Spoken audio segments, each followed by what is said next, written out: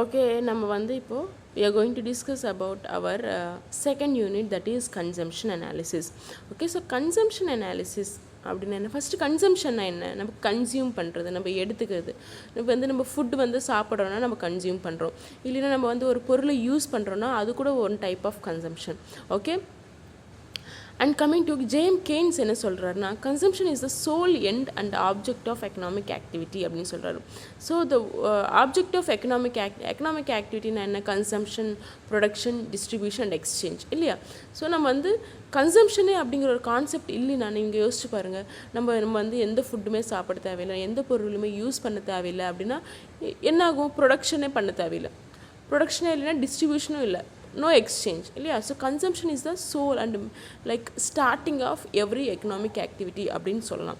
So in this unit you are going to discuss about so the objectives you are going to discuss here is to understand the consumer behaviour when price changes. So price எப்போல்லாம் change ஆகுமோ அப்போ வந்து consumer behaviour எப்படி இருக்கும் அப்படிங்கிறத பற்றி படிக்க போகிறோம். And the second one is to perceive the equilibrium in terms of cardinal and ordinal approaches. So consumer equilibrium வந்து லைக் டூ அப்ரோச்சஸில் வந்து நம்ம வந்து ஸ்டடி பண்ணுவோம். அதுதான் cardinal and ordinal approaches. So we will discuss in the coming units. And coming to the introduction part, so as I told you already, so consumption is the main and basic and essential economic activity அப்படின்னு சொல்கிறாங்க. So the quantity and quality of consumption determine the standard of living of people அப்படின்னு சொல்கிறாங்க. Standard of living of people அப்படின்னு என்னென்னு பார்த்தீங்கன்னா, standard வந்து ஒரு சொசைட்டியில் ஒரு லைக் பீப்புளோட ஸ்டாண்டர்ட் எப்படி டிட்டர்மைன் பண்ணுவோம்? அவங்களோட இன்கம் லெவல் வச்சு டிட்டர்மைன் பண்ணுவோம். ஸோ ஓகே, வந்து இப்போ வந்து இந்த ஒரு பர்டிகுலர் கண்ட்ரியை வந்து அவங்களோட இன்கம் லெவல்ஸ் வந்து ரொம்ப ஹையாகவே இருக்கும். அவங்க நல்ல இன்கம் வந்துச்சு என்ன பண்ணுவாங்க, அவங்க வே ஆஃப் லிவிங், அவங்க ஸ்டாண்டர்ட் ஆஃப் லிவிங் எல்லாம் ரொம்பவே நிறையா இருக்கும், ரொம்ப ஹையாக இருக்கும். ஸோ இந்த கன்சம்ஷன் வந்து like it depends upon the quality and quantity of the consumption, and then and it also depends upon the standard of living of people அப்படின்னு சொல்கிறாங்க. So the consumption is the act of satisfying one's wants. Okay, so consumption என்ன? consumption வந்து like if அப்படி என்ன சொல்கிறாங்கன்னா, act of satisfying one's want அப்படின்னு சொல்கிறாங்க. Once வாண்ட்னா இப்போ வந்து ஒரு எக்ஸாம்பிள், நீங்கள் வந்து ரொம்ப பசியாக இருக்கீங்க and you're going for a restaurant and you're eating food. Okay, அங்கே வந்து என்ன ஆகுது அப்படின்னு பார்த்தீங்கன்னா, உங்களோட பசி வந்து போகுது. ஸோ அந்த ஒரு சாட்டிஸ்ஃபேக்ஷன் தான் என்ன சொல்கிறோன்னா கன்சம்ஷன் அப்படின்னு சொல்கிறோம். So consumption is defined as the use of goods and services for satisfying wants அப்படின்னு சொல்கிறாங்க.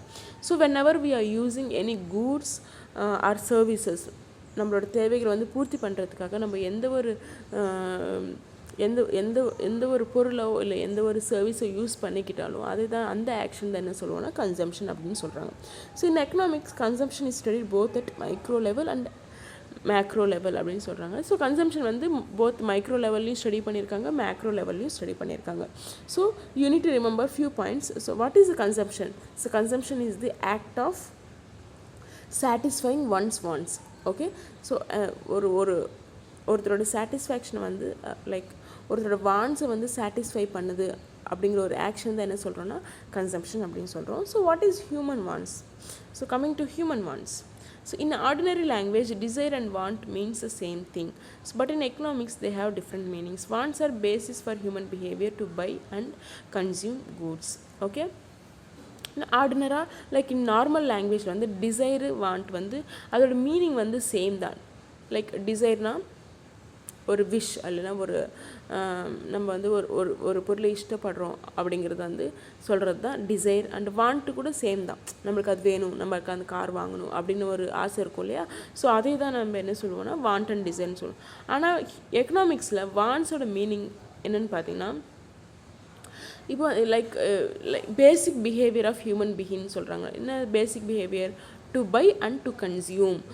நம்ம வாங்குவோம், கன்சியூம்னா என்னது? எடுத்துக்கிறது. ஓகேவா? So basic behaviour of any human being is to buy and consume in terms of எக்கனாமிக்ஸில் அப்படி சொல்லியிருக்காங்க. Okay, so coming to next topic, that is characteristics of human wants. So இந்த ஹியூமன் வாண்ட்ஸோட கேரக்டரிஸ்டிக்ஸ் என்ன அப்படின்னு பார்த்தீங்கன்னா, ஃபர்ஸ்ட் வந்து wants R unlimited. அப்படின்னு சொல்கிறாங்க. Wants are unlimited. உங்களுக்கு எல்லாருக்குமே தெரியும், நம்ம வந்து இப்போ வந்து நம்மளோட லைக் நம்ம ஆசைகள், நம்ம வான்ஸ் வந்து எப்பயுமே அதுக்கு வந்து ஒரு ஸ்டாப்பே இல்லை, ஒரு முடிவுங்கிறதே இருக்காது. நம்ம வந்து இப்போ சைக்கிள் இருந்தால் ஒரு பைக்குக்கு ஆசைப்படுவோம், பைக் இருந்தால் காருக்கு ஆசைப்படுவோம். அது மாதிரி it goes on.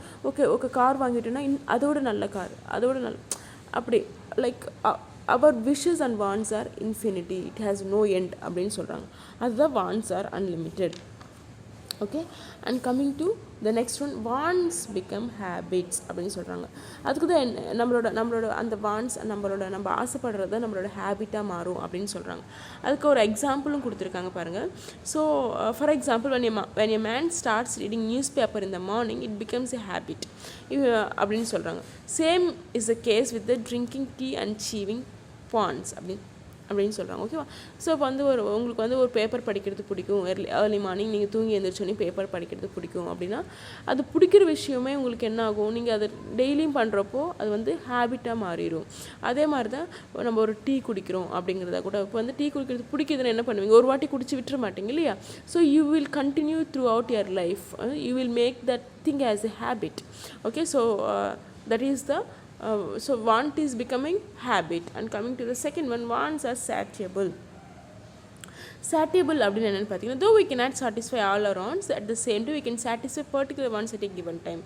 Okay, so வந்து நம்ம வந்து நமக்கு வந்து நம்ம நினைக்கிறது எல்லாமே, நம்ம கேட்குறது எல்லாமே கிடைக்கலனாலும், நம்ம வந்து சில விஷயங்கள் என்ன பண்ணுவோன்னா, ஒரு லைக் ஃபார் எ பர்டிகுலர் ஒரு கொஞ்ச நேரத்துக்கு வந்து நம்ம வந்து அதை வந்து சாட்டிஸ்ஃபை பண்ணிக்குவோம். அது என்னென்னு பார்த்தீங்கன்னா, நம்ம லைக் எக்ஸாம்பிள், நம்ம பசியாக இருக்கிறப்போ எப்படி சாப்பிட்றோம், அந்த கொஞ்ச நேரத்துக்கு வந்து நம்ம பசி வந்து போகுது இல்லையா? ஸோ அதுதான் என்ன சொல்லுவோம்னா, வான்ஸ் ஆர் சாட்டியபிள். நம்ம வந்து அதை வந்து சாட்டிஸ்ஃபை பண்ண முடியும். ஓகேவா? That is called as that is with third point. And coming to the next one, wants are alternative. So ஆல்டர்னேட்டிவ்னா என்ன, நமக்கு ஒரு விஷயம் கிடைக்கல, ஒரு விஷயம் இல்லைன்னா நம்ம வந்து அதுக்கு ஆல்டர்னேட்டுக்கு போவோம். ஸோ அதுதான் வான்ஸ் ஆர் ஆல்டர்னேட்டிவ். நமக்கு வந்து இப்போ வந்து இட்லி, அதை எக்ஸாம்பிள் கொடுத்துருக்காங்க. So idli, dosa or chapati, we can choose anything we want. நமக்கு நிறையா ஆல்டர்னேட்டிவ்ஸ் இருக்குது, நிறைய சாய்ஸஸ் இருக்குது. So that is the point. And coming to wants are competitive. So all our wants are not equally important. So there is a competition among wants. Hence we have to choose more urgent wants than less urgent wants. So நம்ம கேட்குறது எல்லாமே, நம்ம ஆசைப்படுறது எல்லாமே வந்து நமக்கு லைஃப்பில் important அப்படிங்கிறது கிடையாது. ஓகேவா? ஸோ அதுக்கு வந்து நம்ம என்ன ஒரு எக்ஸாம்பிள் சொல்லலாம், லைக் வந்து உங்களுக்கு வந்து மூவிஸ் பார்க்குறது ரொம்ப பிடிக்கும்னு வச்சுக்கோங்க. ஓகே, ஸோ யூ லவ் வாட்சிங் movies and at the same time வந்து உங்களுக்கு வந்து படிக்கிறது கொஞ்சம் பிடிக்கும் அப்படின்னு வச்சுக்கோங்க. ஸோ நீங்கள் வந்து எது சூஸ் பண்ணணும், you should choose reading over வாட்சிங் மூவிஸ். நம்ம வந்து லைஃப்க்கு எது இம்பார்ட்டண்ட் அப்படிங்கிறது பார்க்கணும். So that is wants are competitive. we need to choose. நம்ம வந்து லைக் ரொம்ப அர்ஜென்ட் எதுவோ அதுதான் சூஸ் பண்ணணும் over less urgent things. So that is wants are competitive. And coming to the next one, wants are complementary. Sometimes satisfaction of a particular want requires the use of more than one commodity. Example, car and petrol and ink and pen. ஓகேவா? So complementary அப்படின்னு பார்த்தீங்கன்னா, நம்ம வந்து ஒரு விஷயம் வாங்குறப்போ நம்ம வந்து இன்னொரு விஷயம் அது பண்ணியே ஆகணும். இல்லை இப்போ வந்து அதுக்கு தான் எக்ஸாம்பிள் சொல்லியிருக்காங்க. நம்ம கார் வந்து ஒரு 15 lakhs கொடுத்து கார் வாங்கிட்டோன்னு வச்சுக்கோங்களேன். லைக் 15 lakhs கொடுத்து வாங்கிட்டோம், ஓகே நமக்கு இன்னும் என்ன ஒன்றும் செலவு இருக்காது அப்படின்னு நம்ம நினைக்க முடியாது இல்லையா? கார் வாங்கினா நம்ம ஆட்டோமேட்டிக்காக வந்து நம்ம பெட்ரோலோ டீசலோ அதுக்கு வந்து செலவு பண்ணி தான் ஆகணும். ஸோ அதான் காம்ப்ளிமெண்ட்ரின்னு சொன்னோம். காம்ப்ளிமெண்ட்ரி அப்படின்னு சொல்லுவாங்க. இப்போ வந்து பென் வாங்கினீங்கன்னா ஆட்டோமேட்டிக்காக நீங்கள் அது வந்து கண்டினியூஸாக யூஸ் பண்ணணும்னா நீங்கள் அதுக்கு வந்து இங்கு போட்டே ஆகணும் இல்லையா? ஸோ அதான் என்ன சொல்கிறாங்கன்னா, வான்ஸ் ஆர் காம்ப்ளிமெண்ட்ரி அப்படின்னு சொல்கிறாங்க. ஸோ நம்ம ஒரு விஷயம் வாங்கின பிறகு அதோட ஸ்டாப் ஆகாது. To use that product or to use that thing continuously we need to spend for another thing also அப்படின்னு சொல்கிறாங்க. அதுதான் that is a point with wants are complementary. And coming to wants are recurring அப்படின்னு சொல்கிறாங்க.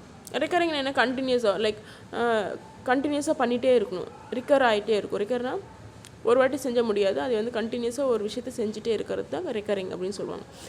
அதுக்கு best example கொடுத்துருக்காங்க. Hungry, சாப்பிட்றது, ஒரு வாட்டி சாப்பிட்டு முடிச்சுட்டா இனிமேல் சாப்பிட தேவையில்லை அப்படிங்கல, அப்புறம் பசி எடுக்கும், we need to eat again. So that is called as wants are recurring. So this is about So this is about characteristics of human wants, the human wants oda characteristics. And coming to next concept, classification of goods அப்படினு சொல்றாங்க. So what is இந்த goods வந்து எப்படி classify பண்ணியிருக்காங்க அப்படின்னு பார்த்தீங்கன்னா into 3 டைப்ஸாக classify பண்ணியிருக்காங்க. That is necessaries, comforts and luxuries. Like இது ரொம்ப ரொம்ப ரொம்ப பேசிக் கான்செப்ட், ரொம்பவே ஈஸியாக புரியும் உங்களுக்கு. நெசசரிஸ்னால் என்ன, நமக்கு basically like the most important thing we need for living. ஓகேவா, நம்ம வந்து வாழ்கிறதுக்கு ரொம்ப முக்கியமான விஷயம் தான் என்ன சொல்லுவோம்னா நெசசரிஸ் அப்படின்னு சொல்லுவோம். அதுதான் எக்ஸாம்பிள் கொடுத்துருக்காங்க, ஃபுட், க்ளோத்திங் அண்ட் ஷெல்டர். நம்ம யாராலையுமே எந்த ஒரு ஹியூமன் பீயிங்னாலுமே இந்த 3 விஷயம் இல்லாமல் இருக்க முடியாது. என்னது, சாப்பாடு, தங்கறதுக்கு வீடு அண்ட் க்ளோத்திங்.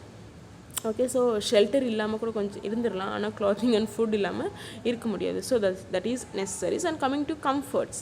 ஸோ கம்ஃபர்ட்ஸ்னால் என்ன, இந்த கம்ஃபர்ட்ஸ் வந்து நம்ம இது இல்லாமல் இருக்கலாம், ஆனால் வந்து ஒரு ஹியூமன் பீயிங் லைக் ஒரு பர்சனோட ஹாப்பினஸ் அவங்க லைக் ஒரு கம்ஃபர்டபுளாக இருக்கணும்னா நம்ம இந்த பொருளெல்லாம் இருந்தால் கம்ஃபர்டபுளாக இருக்கணும் அப்படின்னு சொல்கிறாங்க. அதுதான் என்னென்ன, TV, fan, refrigerator and air conditioner. So and coming to so what is the meaning for indispensable? So goods which are indispensable or which are not indispensable life andna.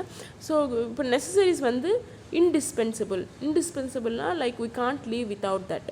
Okay, so whereas not comforts not indispensable, we can live without that. Other meaning indispensable. And coming to luxuries.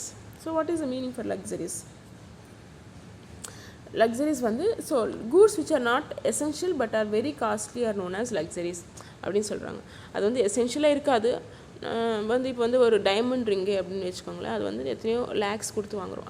அது வந்து ஒரு நம்ம வந்து அது இல்லாமல் கூட வாழலாம். ஒரு டைமண்ட் ரிங் இல்லாமல் கூட நம்மளால் வாழ முடியும் இல்லையா.